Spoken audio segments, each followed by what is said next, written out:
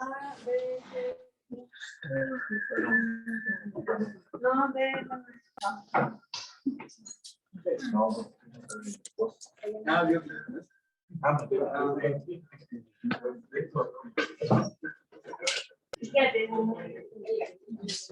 ¿Es tu cumpleaños?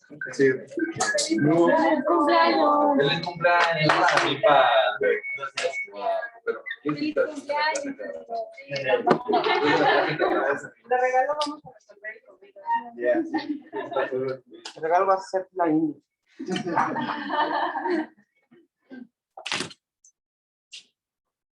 Con toallas mojadas. Ah, yo pensé que nosotros. No, bueno. ¿Sabes quién le va a tocar bien?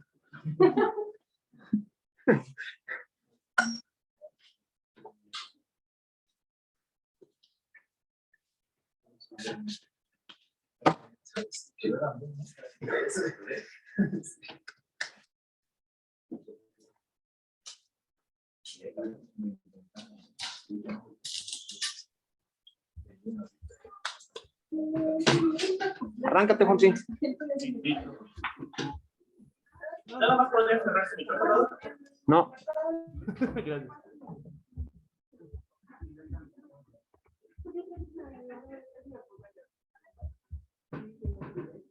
Ok. Buenos días, compañeros. Vamos a continuar con el tema de anticoagulación. Vamos a ver el último grupo de agentes anticoagulantes, los cuales van a ser los inhibidores de la agregación plaquetaria. Empezamos con el grupo pues más relevante y el que ha tenido pues más importancia de este grupo, los cuales son los inhibidores de la ciclooxigenasa, y pues el fármaco representativo de este grupo pues es el ácido acetilsalicílico. Su mecanismo de acción pues va a ser mediante la liberación de ácido araquidónico desde los fosfolípidos de membrana, y pues esto con la inhibición de la ciclooxigenasa 1, la cual se va a convertir en prostaglandina H2 y de ahí a tromboxano A2.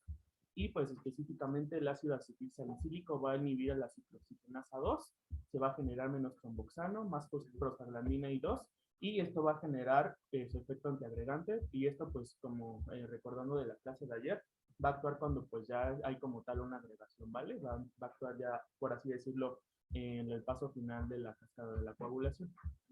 Su uso terapéutico pues ha sido ampliamente estudiado y establecido y también comprobado en distintas situaciones clínicas, pero pues de lo que hay más evidencia es el tratamiento profiláctico de isquemia cerebral transitoria, y esto se ha visto que su uso ha traído una reducción en la incidencia de infarto agudo del miocardio. La dosis estándar promedio aproximada es de 75 miligramos al día, con dosis que van desde 50 hasta 325 miligramos para la inactivación plaquetaria. Entre su farmacocinética de datos relevantes, por vía oral va a tener una difusión pasiva, va a tener hidrólisis hepática y su excreción va a ser renal, por lo cual pues hay que tener cuidado y ajuste de dosis cuando hay insuficiencia en alguno de estos órganos.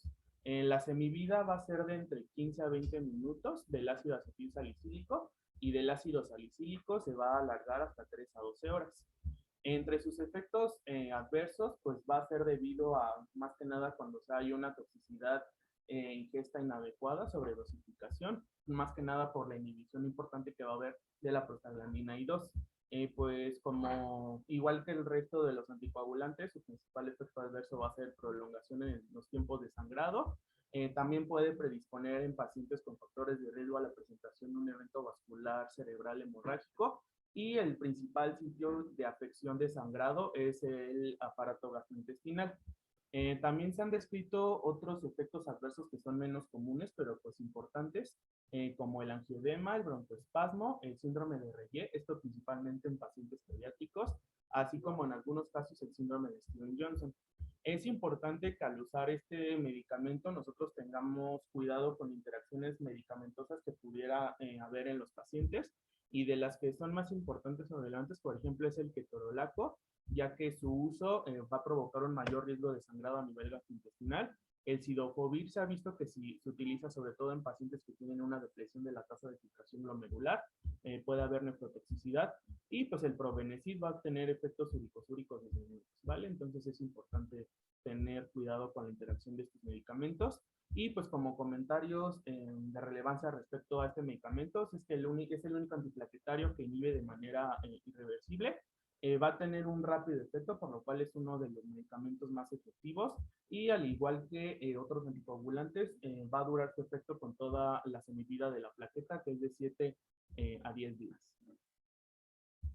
El siguiente grupo de fármacos son los inhibidores de los receptores P2Y12ADP, los cuales los más representativos son estos fármacos, que vamos a ir desarrollándolos uno a uno.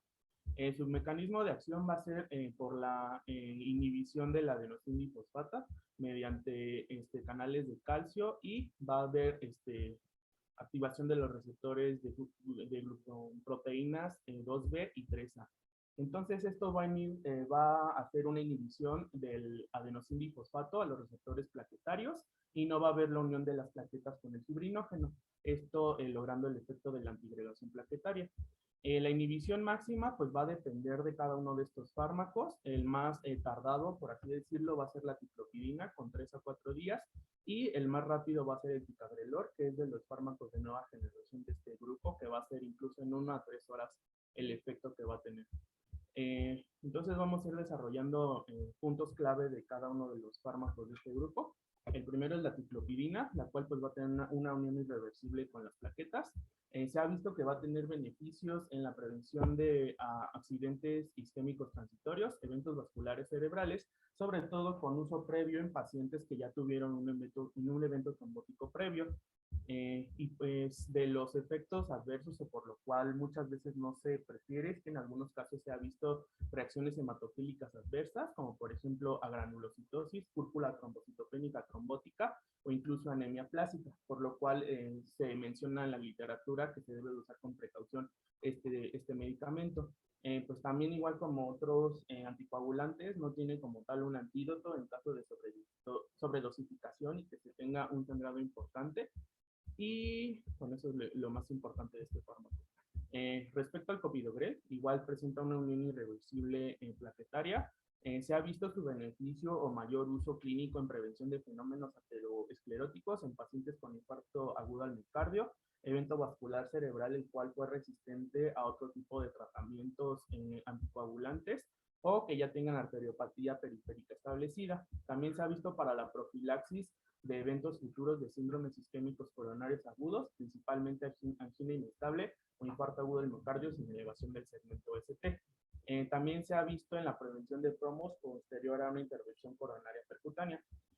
Pues muchas veces se prefiere al anterior, ya que se menciona que tiene menos reacciones adversas y menos incidencia de reacciones hematológicas y neutropénicas. Se debe de tener cuidado con el uso de omeprazol, ya que inhibe el citocromo P2C19, trayendo un menor efecto del medicamento. El siguiente medicamento de este grupo es el prasugrel. Igual va a tener una unión irreversible con las plaquetas. Se ha visto entre sus beneficios menos eventos de episodios cardiovasculares en pacientes que presentaron inicialmente síndromes isquémicos coronarios agudos.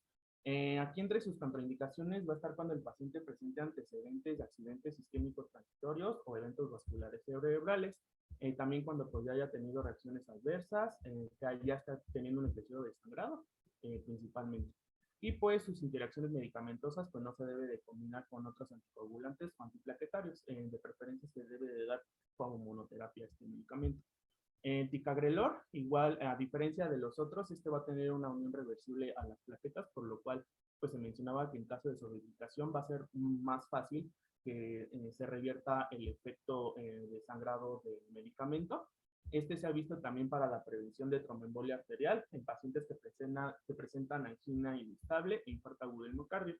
Entre sus efectos, o por lo cual muchas veces no se prefiere, es de que va a tener una disminución en su eficacia cuando se combina con ácido acetilsalicílico a dosis mayores de 100 miligramos al día.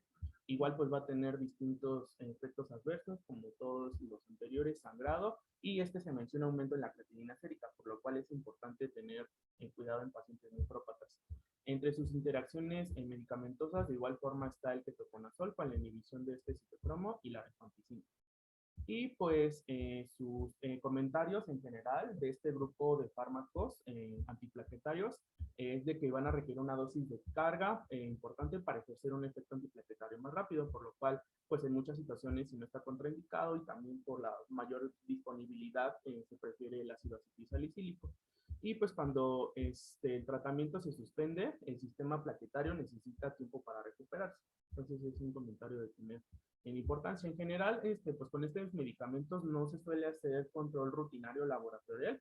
Sin embargo, se menciona que con algunos medicamentos como el topilotel o la ciclopilina, pues es importante realizar, al menos en pacientes periódicamente, biometría hemática y pruebas de función hepática, así como un control plaquetario para ver y descartar que no haya riesgo de sangrado posterior al uso crónico de este grupo de fármacos. El siguiente grupo de fármacos van a ser los inhibidores de glucoproteína 2B3A, los cuales son estos fármacos representativos, el abciximab, tifibatida y tirofiban.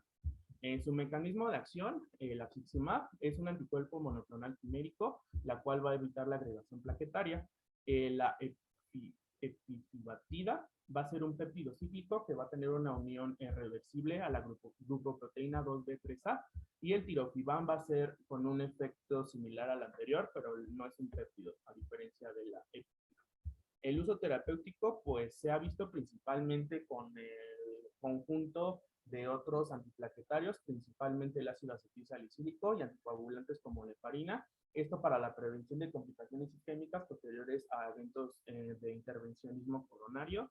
Y también se ha visto el uso del abciximab, esto en pacientes en episodios refractarios de angina inestable que no van a estar respondiendo al tratamiento médico convencional, y se planea una intervención coronaria percutánea en las siguientes 24 horas para evitar efectos protrombóticos desencadenantes de esta intervención.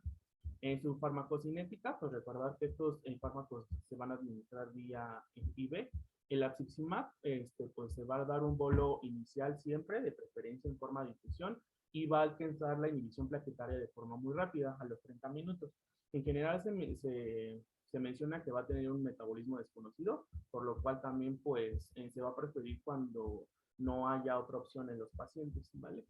Y pues tras suspender la infusión, el efecto plaquetario normal pues va a regresar sustancialmente rápido. Se menciona que en 24 a 48 horas.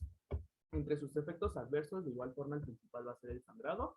En algunos pacientes se ha visto hipotensión, náusea, vómito y trombocitopenia como efecto paradójico.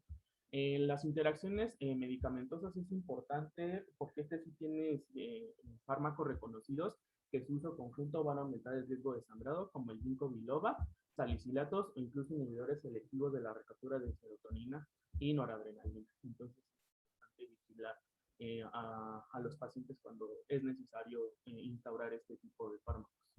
Entre los comentarios, aquí sí se menciona que se sugiere o es preferible una vigilancia con un recuento plaquetario o con el tiempo de protrombina. Y entre sus beneficios en estudios clínicos controlados se ha visto que disminuyen en la probabilidad del riesgo de muerte por causas cardiovasculares y eventos posteriores de infarto agudo al miocardio. Y finalmente el último grupo de los fármacos antiagregantes plaquetarios van a ser los inhibidores de fosfodiesterasa. Dos fármacos principales, el difluridamol y el cilostazol, el cual va a ser este último un inhibidor de fosfodiesterasa tipo 3. Su mecanismo de acción del primero pues va a funcionar como un vasodilatador coronario, va a aumentar la concentración intracelular de AMP cíclico, disminuyendo la síntesis de tromboxano A2, potenciando el efecto de la prostaglandina 2 y así haciendo la antiagregación plaquetaria.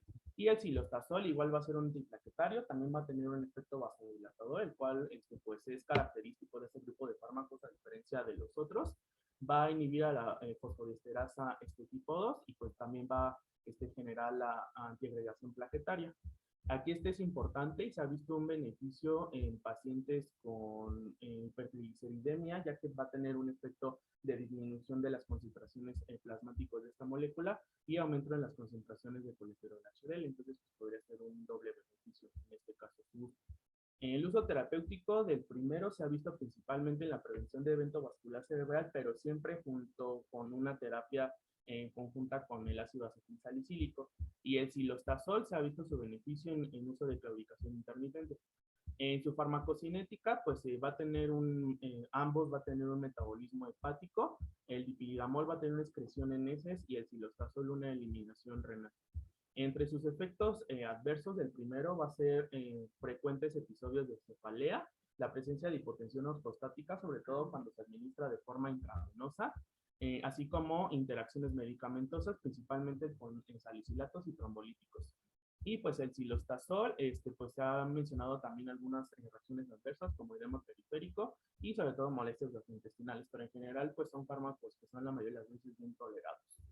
Y pues entre sus comentarios, principalmente pues ambos, pero sobre todo se ha visto que el dipidamol está contraindicado en pacientes que están con angina inestable porque va a tener un efecto vasodilatador, como les había mencionado, ya que se menciona que empeora la isquemia por fenómeno de robo coronario. Entonces, si el paciente presenta este tipo de patologías, pues debe de preferir otro antiagregante plaquetario si así lo requiere el paciente.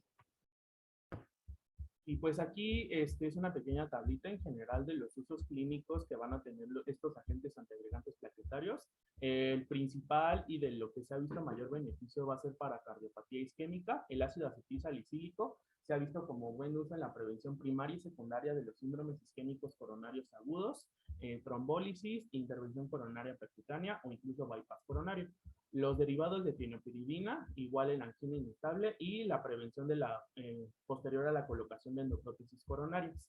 Los antagonistas de las glucoproteínas 2B y 3A en angina inestable, prevención de isquemia vascular igual posterior a la colocación de intervencionismo coronario percutáneo. También se ha visto beneficio para el caso de valvulopatías cardíacas, esto con ácido acetilsalicílico y otro antiagregante vía oral que no sea antiagregante plaquetario, esto para la prevención de tromboembolia sistémica cuando se colocan válvulas cardíacas protésicas.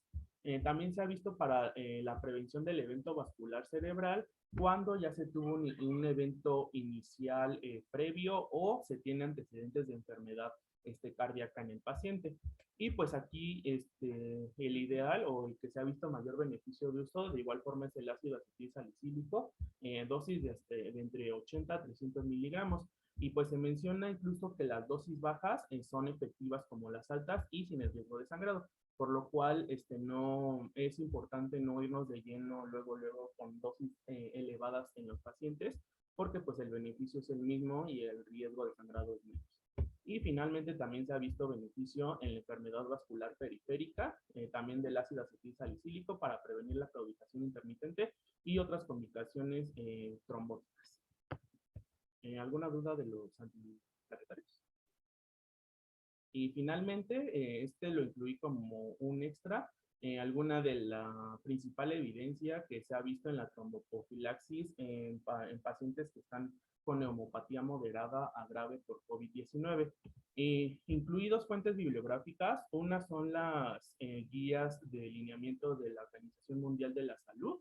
La última actualización la mencionan en febrero de 2021 y posteriormente incluí las recomendaciones e evidencias de la guía del consenso de interinstituciones del Gobierno de México, que pues en teoría son las que rigen en el país y por las que nos deberíamos de llevar a cabo, ya que han tenido la evidencia necesaria pues para tener un uso beneficioso en pacientes que presentan esta patología.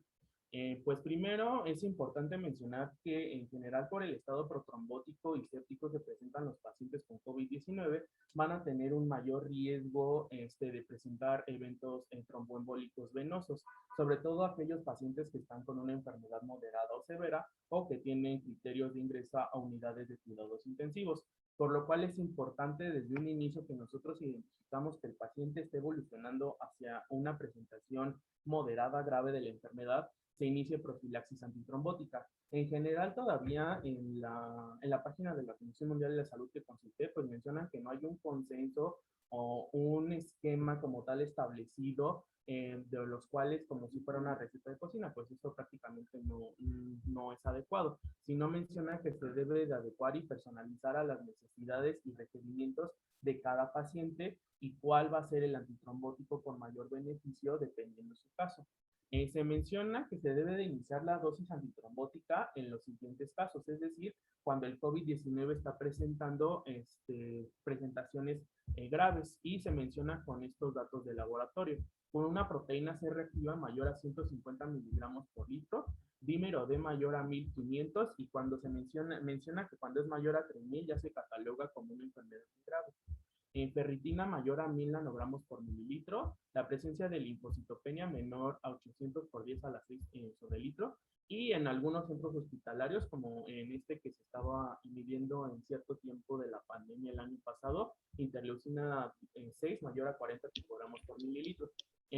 También, junto con estos parámetros de marcadores inflamatorios de laboratorio, se debe de tener los antecedentes y la presentación clínica de los pacientes como antecedentes personales sobre los familiares de enfermedad tromboembólica venosa o enfermedad arterial periférica, que el paciente ya tenga per se una trombofilia biológica conocida, que tenga antecedente de cirugías recientes previos a su ingreso por hospitalización por COVID, que sea una mujer embarazada o que sea una mujer menopáusica con terapia hormonal sustitutiva.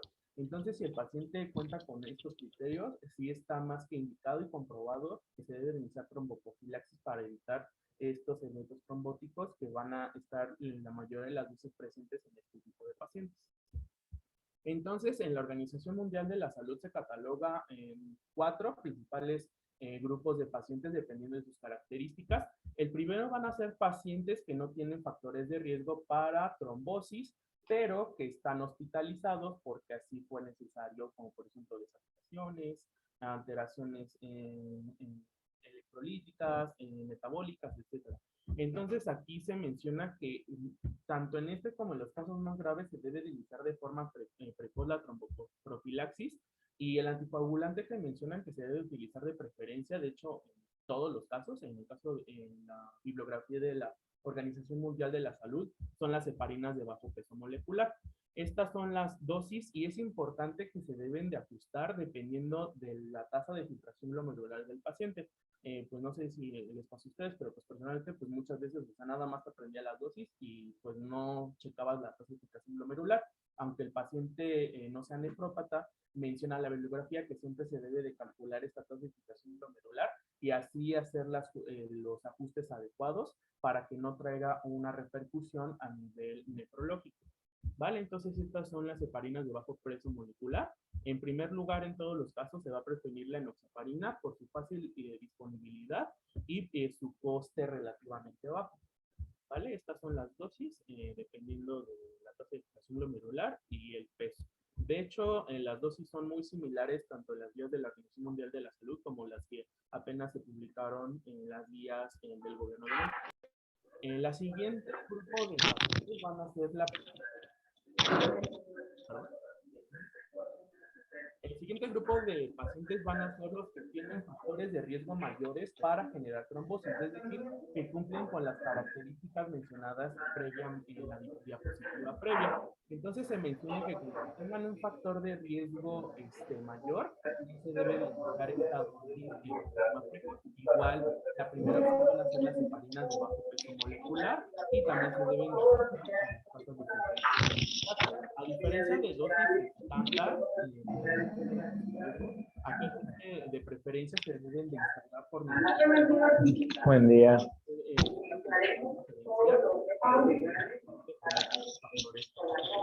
Factores para trombosis.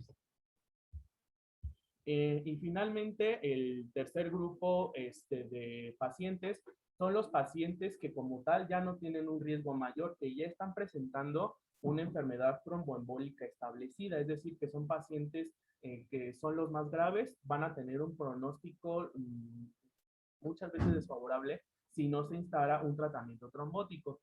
Entonces, ¿cómo vamos a poder catalogar a los pacientes que ya están con una enfermedad tromboembólica establecida? Esto se menciona cuando tengan una aparición brusca de hipoxemia menor a 90% de la saturación de oxígeno, la cual no está explicada por una lesión radiográfica característica en la tomografía.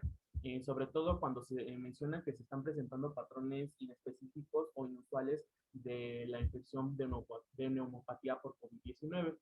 También se menciona cuando ya están presentando con un pulso mayor a 100 latidos por minuto, hipotensión sistólica menor a 100 milímetros de mercurio, o que ya están presentando datos clínicos de trombosis venosa periférica. También cuando se tienen marcadores positivos elevados de sobrecarga ventricular, como por ejemplo aumento en el ProBNP o los niveles de troponinas. También con signos de sobrecarga de ventrículo derecho, y esto se va a hacer mediante evaluaciones con ecocardiograma o, como les había mencionado previamente, dímero D mayor a 3.000 nanogramos por mililitro, junto con un aumento en alguna otra reacción de fase aguda. De los de preferencia que se pueden utilizar son la proteína C reactiva y la ferritina. Entonces, si el paciente cumple con alguno de estos criterios y está presentando una enfermedad tromboembólica per se, y se debe de iniciar una terapia anticoagulante mucho más agresiva que en los anteriores pacientes. Y también mencionaba aquí un punto importante: estos pacientes cuando ya están presentando una enfermedad tromboembólica, muchas veces la presentación de sus trombos pueden irse a órganos clave y pues generar eventos sistémicos, por lo cual, por ejemplo, mencionaba que cuando el paciente está ya con datos sospechosos de tromboembolia pulmonar, se debe de iniciar de forma inmediata un angiotac para confirmar el diagnóstico e iniciar las heparinas de bajo peso molecular a dosis adecuadas.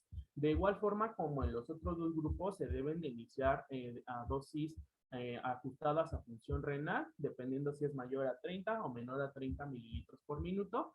Y pues aquí, a diferencia, por ejemplo, de la enoxaparina en el anterior, era 1 miligramo por kilo al día. Aquí va a ser al doble, va a ser de 1 a 1.5 miligramos por kilo al día en 12 horas en la fase aguda y después en 24 horas.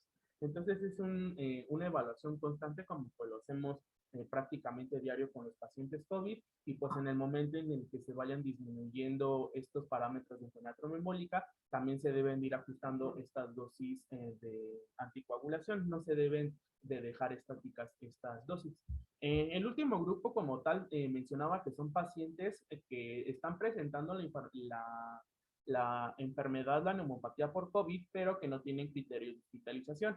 Mencionaba que en estos pacientes solamente de preferencia en primera opción se deben de dar tratamientos no farmacológicos de prevención tromboembólica, como deambulación temprana, uso de medias compresivas en miembros pélvicos, y solamente se debe de reservar la anticoagulación con heparinas de bajo peso molecular en casos muy necesarios, cuando ya se estén presentando este tipo de marcadores positivos y cuando ya cataloguemos al paciente como con riesgo de enfermedad tromboembólica. Si no, de inicio no se deben de instaurar, según lo que menciona la bibliografía de la OMS.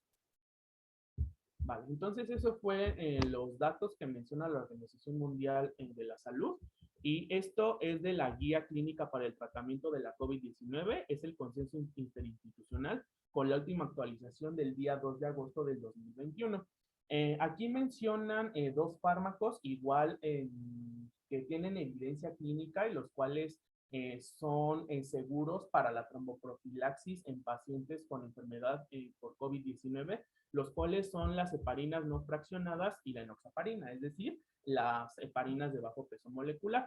Aquí también mencionaban que se debe de iniciar la tromboprofilaxis en pacientes que están presentando una enfermedad moderada o grave.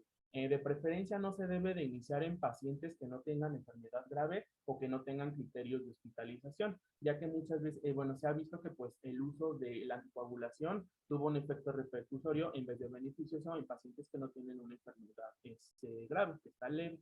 Entonces, ¿cómo catalogamos según las guías a los pacientes como enfermedad moderada o grave? Moderada va a ser que el paciente tenga signos clínicos de neumonía, como fiebre, tos, disnea o taquipnea, sin síntomas o signos graves de neumonía, como por ejemplo una saturación de oxígeno mayor al 90%. Y ya va a ser grave cuando el paciente tiene signos clínicos de neumonía, fiebre, tos, disnea, taquipnea, y uno de los siguientes factores clínicos, una taquipnea mayor a 30 respiraciones por minuto, disnea grave que ya esté presente con pequeños esfuerzos o al reposo y que ya esté desaturando menos del 90% del ambiente. Entonces, en estos dos grupos de pacientes ya se recomienda iniciar la tromboprofilaxis con estos medicamentos. Entonces, se ha visto que el efecto coagulante de estos fármacos en pacientes con neumopatía por COVID-19 va a tener un nivel de evidencia 3A, es decir, que va a tener una fuerte recomendación basada en la evidencia de expertos, ¿vale? Porque recordemos que pues todavía no hay nada escrito en la neumopatía por COVID, ¿vale?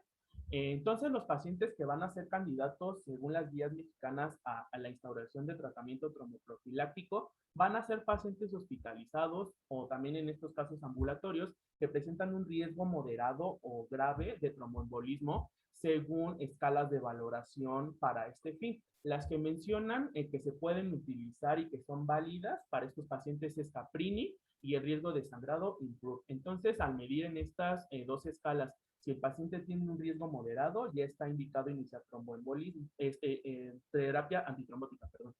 Entre sus efectos demostrados, se evita eventos trombólicos en pacientes que ameritan esta tromboprofilaxis.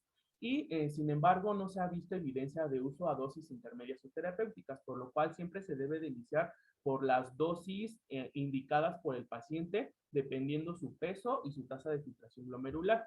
De los efectos adversos que se han visto en con el uso de estos fármacos en pacientes con COVID-19, en primer lugar, con hasta 52% de incidencia, es el aumento en el riesgo de sangrado, aumento en los niveles de transaminasas en un 36% de los pacientes y efectos de sangrado o molestias gastrointestinales en un 21%.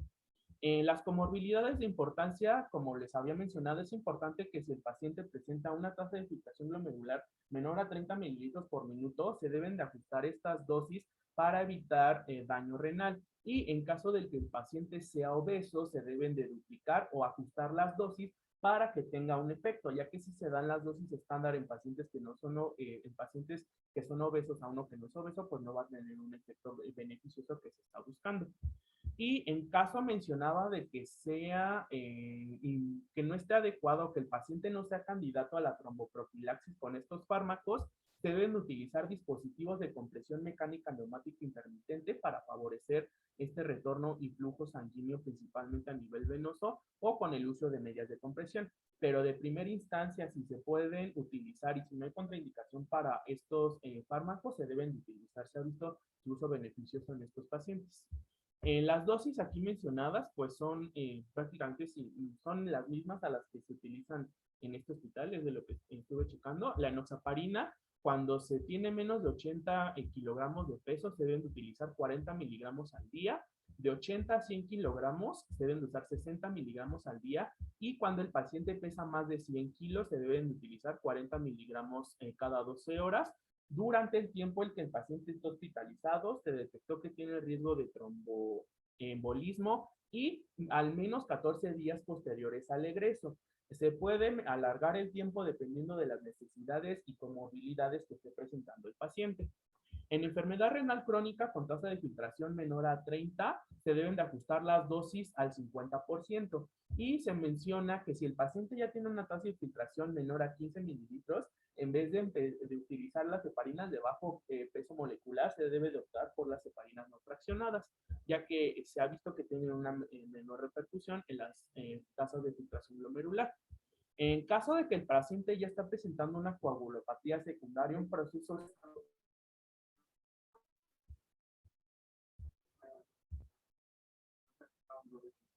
eso no lo.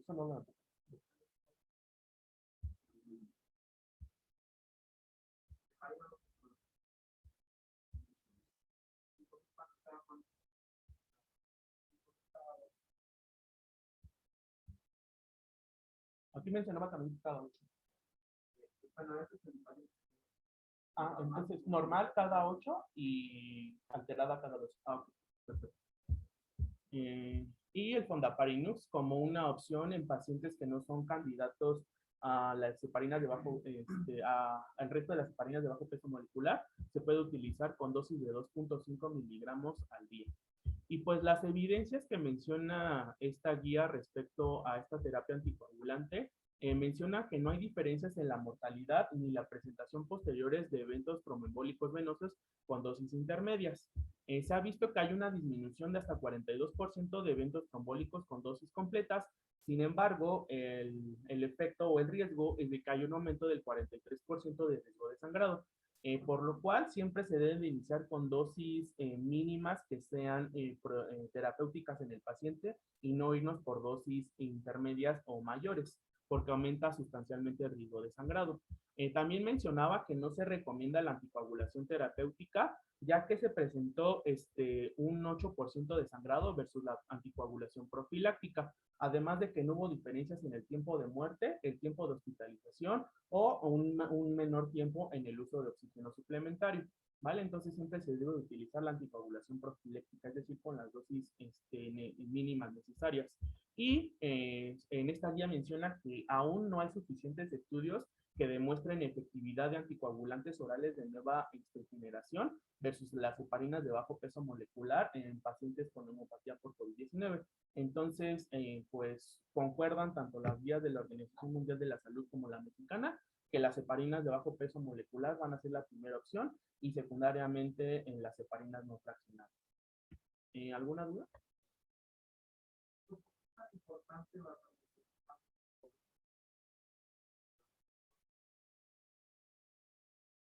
No nada más un paciente con un factor coagulante por el hecho de estar lo tienes clonado, sin moverse y pues ya tienen No se alcanza a escuchar. se ha demostrado que tienen un poder mayor que el coagulante para el riesgo de realizar por eso es tan importante por el moderado junto con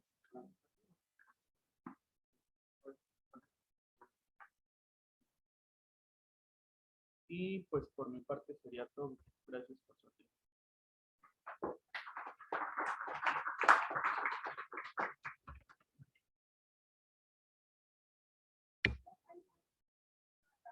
Gracias. Bueno, en pacientes con... Ha habido como muchos casos ahorita en COVID, bueno, necesitábamos nosotros de lesión renal aguda.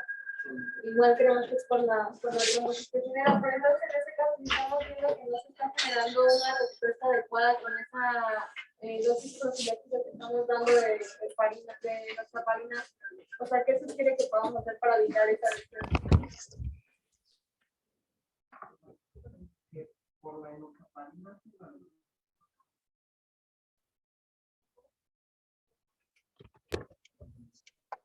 Pero ¿cuál es el evento que han encontrado? Pues en la profilaxis están teniendo trombosis.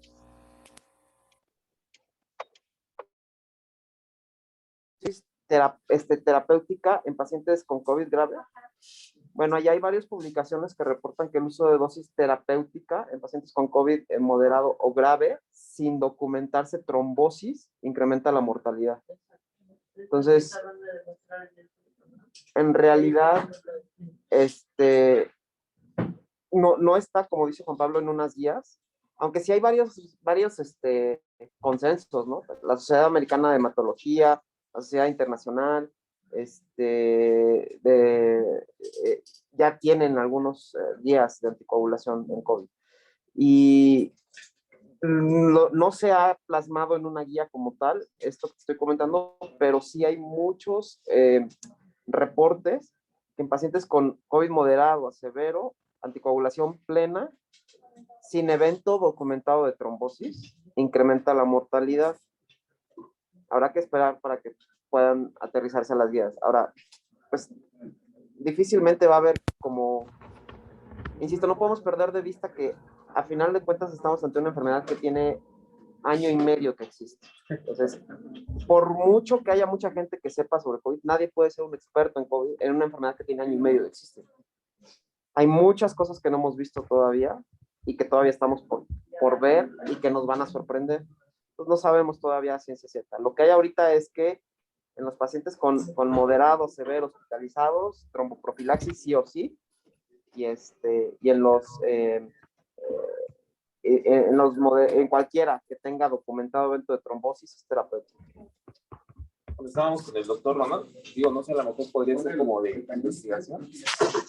Había algunos pacientes que venían de como de cardio que ya tenían tratamiento con la Tixaban y Rivaroxaban.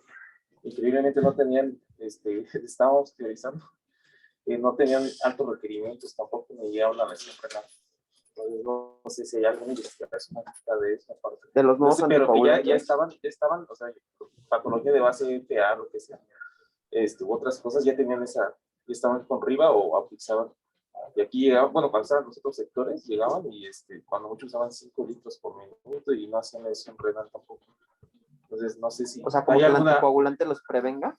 Pero con Apixaban y Riva. Con los nuevos, los de acción directa. No he leído nada. Yo no he encontrado nada, pero apoyando el comentario del doctor, sí, la que hemos visto, pacientes, esta mortalidad asociada al sangrado, tomen en cuenta por las interacciones, aunque bien, toda la revisión que hizo el doctor, que es muy amplia, tomar en cuenta eso de las interacciones, y por eso es que aumentó la mortalidad por trombosis en los pacientes que no requerían anticoagulación completa o terapéutica, vaya. Entonces lo que se empezó a ver es que tener mayor datos de hemorragia, y al final la causa de mortalidad empezó a ser no trombosis en estos casos, aclaro, porque no es igual todo lo de COVID. Y la otra es la trombocitopenia. Los pacientes que debutan con trombocitopenia les va peor. Entonces, eso también es importante que ya se documentó, es si debutan o tú haces el diagnóstico de COVID, es un COVID moderado severo, y trombocitopenia, ese paciente tiene peor pronóstico. Y una cuestión que yo le quería comentar a Juan Pablo es, yo creo que ácido acetil salicílico podemos creer que es uno de los medicamentos más nobles que existen, pero sin embargo está documentado como uno de los medicamentos que más interacciones puede presentar. Tiene interacciones con muchísimos antibióticos, con anticomiciales, con uricosúricos, con otros analgésicos, con interacciones graves, ¿no?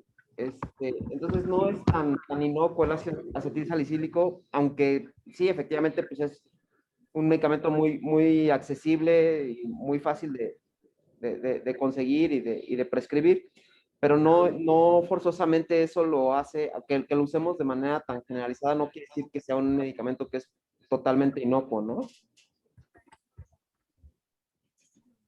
Sí, eso también, agregarlo en algún momento se empezó a utilizar el ácido acetil salicílico para los pacientes cuando se iban a vacunar, como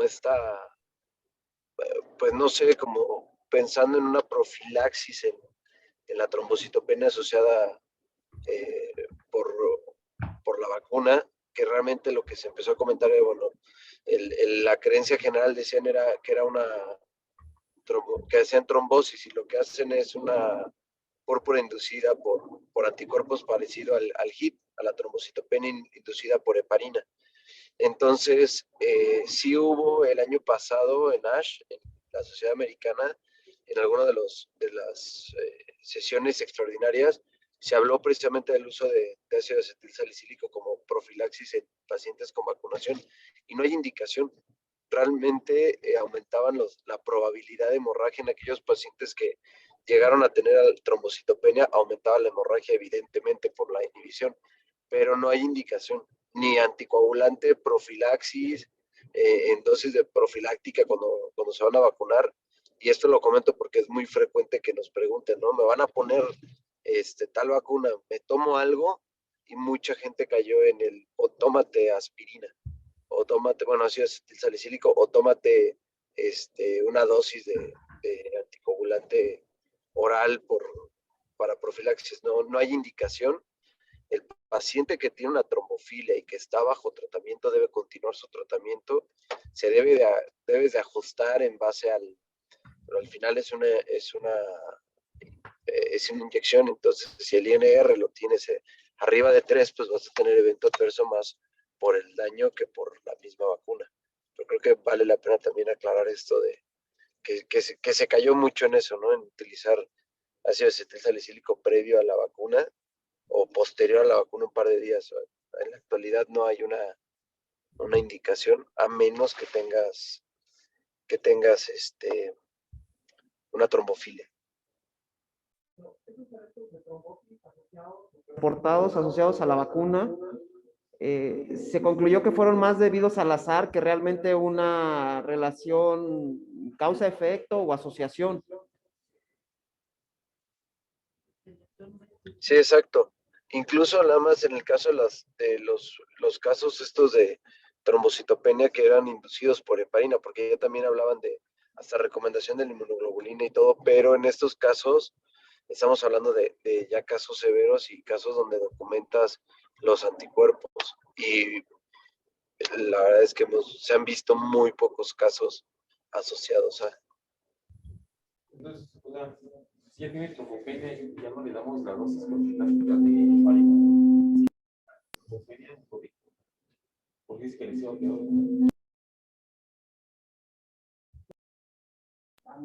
Hay que darle la tromboprofilaxis.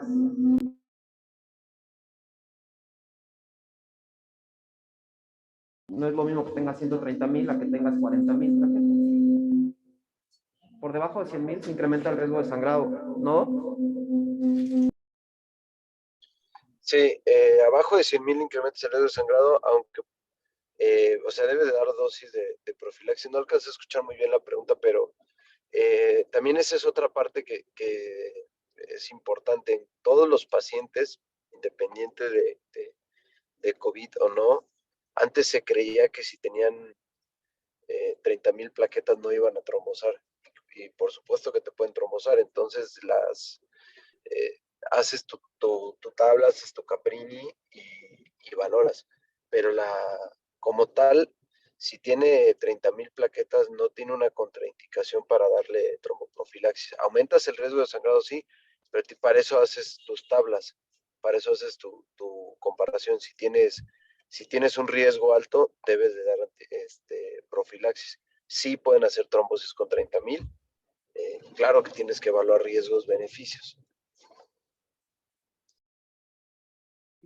Otra cosa que yo te pediría si nos pudieras comentar, con estos inhibidores de la glicoproteína 2B3A, el abciximab y todos estos que se utilizan en la unidad de cuidados coronarios, yo tenía mucho tiempo que no los veo, pero cuando yo estaba con estos muchachos como R1, nos tocaba manejar en piso a los pacientes con angina inestable, con infarto agudo, porque pues no estaban tan generalizadas las unidades de cuidados coronarios.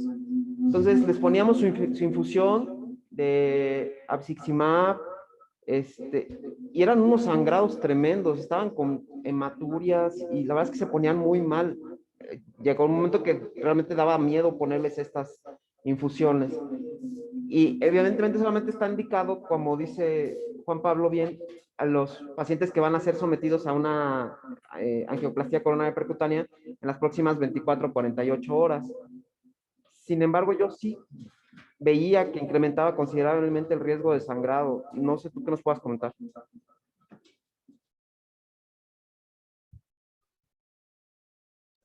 Realmente me ha tocado poco experiencia en ese sentido, porque como lo dices, lo manejan más en cardiología en los eventos, en la unidad post infarto agudo del miocardio. Eso sí es lo que me ha tocado. Poco en general. Y efectivamente aquí lo que tienes que... Nosotros tenemos por ahí un caso de un paciente con hemofilia que tuvo enfermedad coronaria, y haciendo una revisión, la verdad es que preferimos irnos con lo convencional por el riesgo de hemorragia. Si bien los artículos no te refieren tanta tanta frecuencia en los artículos iniciales y todo esto de las presentaciones. Ya cuando lo sacas, como le llaman, ¿no?, a la vida real, empiezas a darte cuenta que sí tiene mucho mayor riesgo de sangrado que el reportado inicial. Entonces, digo, de verdad nosotros, allá en el servicio no lo usamos, lo usan prácticamente los cardiólogos, y lo que me ha tocado a mí más en experiencia en el medio privado, casi ya no lo están utilizando. Y te digo, y este caso que tenía parte de hemofilia, preferimos mejor ni no utilizarlo. Muchas gracias. ¿Comentarios, dudas? Estábamos comentando que a lo mejor más adelante, si nos pudieras apoyar, queremos hacer una sesión sobre anticoagulación en poblaciones especiales. A lo mejor en un par de meses que terminemos las clases, ya te pediríamos el apoyo. ¿Cómo ves? De acuerdo, claro que sí. De hecho, le comentaba al doctor sobre un artículo que creo que por ahí lo mencionaba el doctor Juan Pablo, era en el caso de los pacientes con SAF, que es algo que siempre estamos peleando, y creo que es de lo más frecuente que te pide el mismo paciente que ya sabe del anticoagulante, estos considerados nuevos, aunque ya tienen mucho tiempo en el mercado, las heparina de bajo peso molecular orales. Y le decía que hay una revisión, hay un artículo que es muy interesante del 2000, debe ser 2020 o 2019, no me acuerdo, en enero, salió publicado, y ese artículo compararon el uso del acenocumarol contra un antidiesa, una heparina de bajo peso molecular, en pacientes triple positivo. Sí, me acuerdo que ya veo que lo estaba buscando, y me acuerdo que lo comentó el doctor, porque los pacientes del brazo de la antidiesa tuvieron más trombosis y tuvieron que pasar al brazo del acenocumarol, aclarando esto en triples positivos, ¿no? En pacientes que tienen beta-2-glicoproteína, anticoagulante lúpico y beta-2-glicoproteína, anticoagulante lúpico y anticardiolipinas positivos, que pues son los pacientes con más riesgo de trombosis. Entonces, yo creo que sí vale la pena hacer una buena revisión de, como dices, de grupos especiales para hacer anticoagulación, porque son preguntas frecuentes, ¿no? En el SAF, la comodidad que nos ha dado las heparinas de bajo peso molecular versus el riesgo real de trombosis. Y con el acenocumarol, pues la verdad es que ahora cada vez más en desuso, pero siguen teniendo su indicación en trombofilias, por ejemplo, trombofilias primarias, aunque ya cada vez utilizamos más heparinas de bajo peso molecular. Hay pacientes que se acomodan muy bien con el acenocumarol, y bueno, sí, su contraparte, le están midiendo el INR y los ajustes a la dieta, que es como lo que más se queja el paciente. Pero de acuerdo, cuando ustedes me digan, hacemos una revisión, y creo que ahí también hay que ver después también CID, que creo que es algo que también, no terminando su programa, creo que también tenemos que revisar CID y todas las tablas de puntuación. Sí, doctor, muchas gracias. Muchas gracias. Sí, Paco.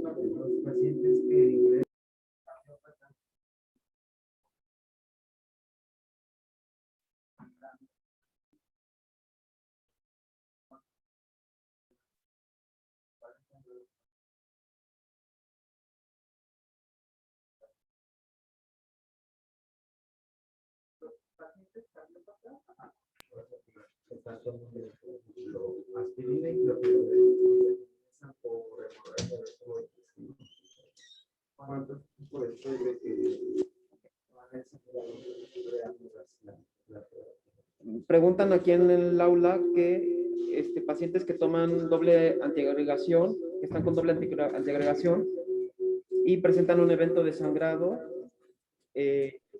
¿cuánto tiempo después de resuelto el evento de sangrado se puede reiniciar la doble antiagregación?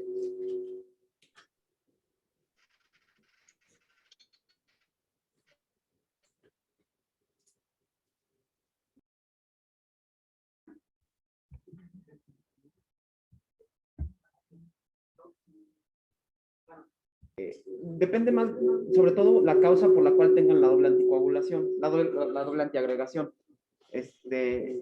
No es lo mismo una persona que trae, que hace, no sé, 3 meses tuvo un infarto, le hicieron una angioplastía y trae un stent medicado que requiere la terapia de antiagregación, que una persona que tiene enfermedad, no sé, arterial periférica crónica, y toma, a lo mejor, no sé,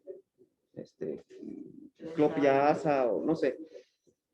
Entonces, si las prioridades cambian, en la persona que trae el stent, en cuanto tengas evidencia de que está resuelto el sangrado y que tengas ya la endoscopía, que tengas una úlcera, un forrestrés o ya sin evidencia de sangrado, el paciente esté comiendo y tolera la vía oral, tienes que reiniciar la antiagregación. En el otro puedes esperarte que esté totalmente estable, lo puedes dar de alta y ya una vez que esté en casa ya le puedes reiniciar la antiagregación. De hecho, bueno, las guías europeas de manejo antiplaquetario dual, de las europeas, en la SSC, menciona ahí tablas, dependiendo del riesgo de desarrollo, dependiendo el stent y dependiendo cuántos meses lleva. Entonces, por ejemplo, un stent que es farmacológico, como tarda más en revitalizar el epitelio vascular del stent, más protrombótico. Entonces, en este caso, se mantiene más largo el periodo de terapia dual. Sin embargo, ante un episodio de sangrado, lo recomendable es suspender más un antiagregante. La aspirina es más irritativa a nivel gástrico, entonces lo ideal es suspender aspirina, pero continuar con el otro plaquetario. En caso de que el sangrado sea muy severo, se puede suspender las dos y cambiar con un anticoagulante. Pero eso ya depende del grado de sangrado y del tipo de stent y de cuánto tiempo lleva ya con ese stent. Ya lleva más de 6 meses o lleva 3 meses y desde un bajo se suspende. Hasta la tienes que suspender. Sí, ahí ya no. De los pacientes con trombosis, ya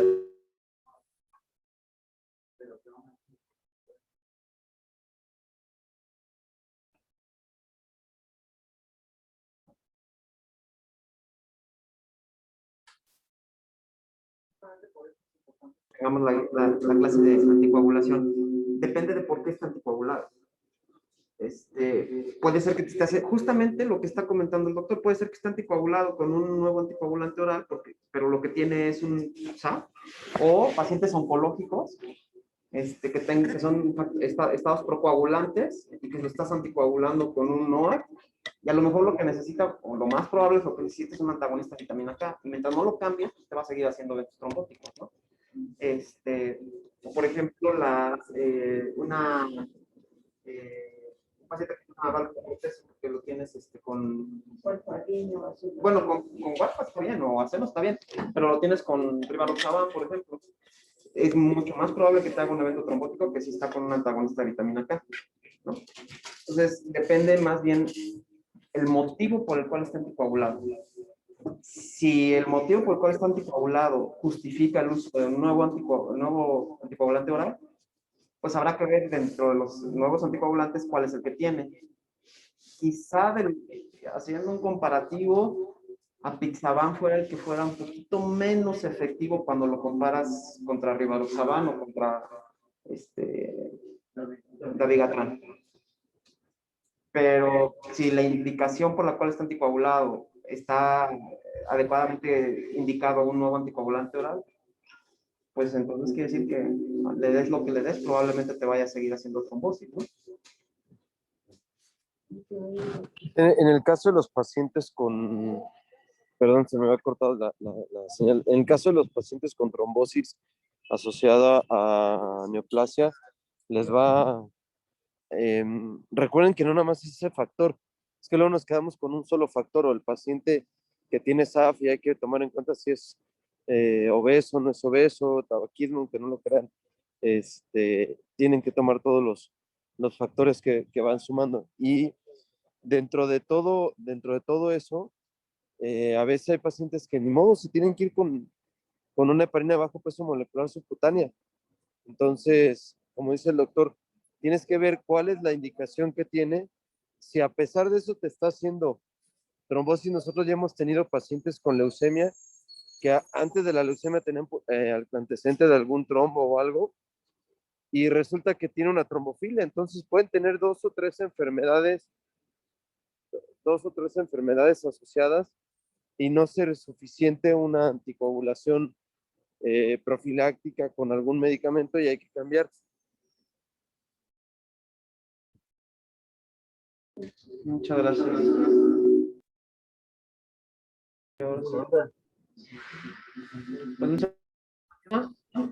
Toca el tema de Lucy, que es policitemia, y con esto terminamos el módulo de más. Una duda, Doc. Sí. Entonces, ya ve que revisamos lo que eran las guías de la ASCO y de las Locabank para anticoagulación en pacientes con cáncer, y apenas pues, salieron las de la CHEST de trombosis. Pero ahí hacían referencia de que los pacientes que se encontraban bajo quimioterapia, específicamente las Locabank, decían que no se recomendaba el uso de profilaxis de forma domiciliaria, por ejemplo, en pacientes que tuvieran tumoraciones tanto sólidas como pacientes con procesos neoplásicos de tipo leucemia. Entonces, ahí, ¿cómo lo maneja Hemato? Porque ahorita, lo que escuché, pues, es que sí llegan a dar profilaxis, pero según lo que, bueno, en las recomendaciones que decían ahí, era específicamente que solo en caso de que tuviera ya o trombosis, o tuvieran bueno, datos sugestivos, o ya el diagnóstico. Nosotros lo manejamos tal cual lo comentas, solo que tengan antecedente trombosis, que tengan, si tienen una trombosis, obviamente están hospitalizados. En el caso de la leucemia, aunque lo comentaba yo que puede tener 30,000 plaquetas y pueden tener trombosis, sí hay que tomar en cuenta las citopenias que hacen. No todo el tratamiento lo llevan de forma en hospitalización, lo llevan mucho ambulatorio. Entonces, este tratamiento ambulatorio pueden tener algo de trombocitopenia sin requerir hospitalización. Entonces, si el paciente no ha tenido un evento trombótico, nosotros en general está ambulatorio, no les estamos dando anticoagulación.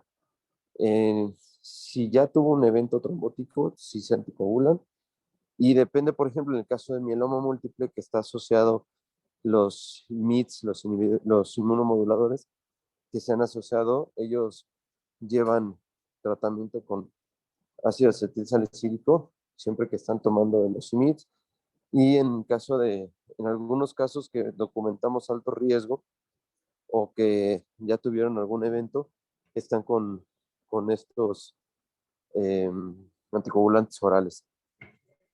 Pero en general nosotros al paciente ambulatorio con leucemia no le damos anticoagulación profiláctica, además que utilizamos L-asparaginasa en muchas leucemias, en la leucemia linfoblástica aguda principalmente, más que muchas.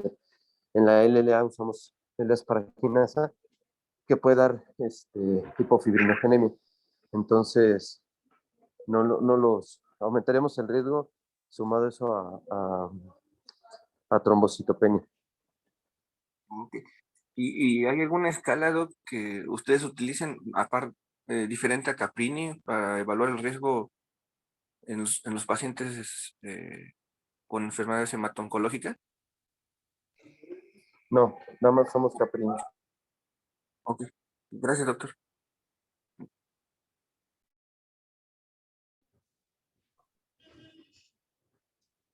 ¿Algo más? Pues ahora sí, ya terminamos.